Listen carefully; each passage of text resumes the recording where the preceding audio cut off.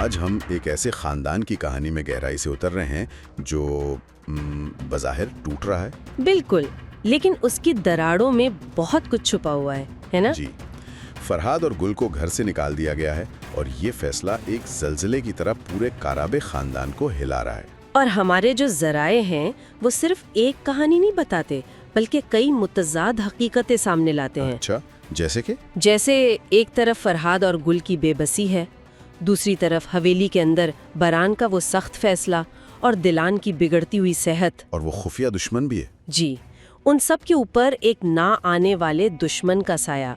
तो आज हम कोशिश करेंगे कि इन तमाम बिखरी हुई कड़ियों को जोड़ें और देखें कि असल तस्वीर क्या बनती है। सही।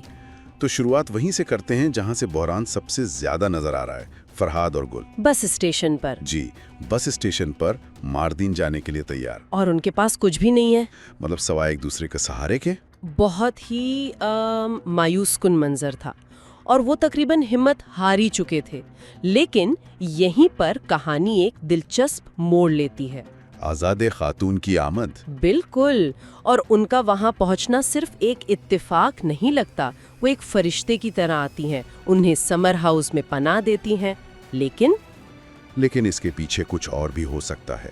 हाँ, यही सवाल है, क्या ये सिर्फ मदद थी या बरान के फैसले को चैलेंज करके हवेली में अपनी ताकत जताने का एक तरीका भी था? ये बहुत दिलचस्प नुक्ता है।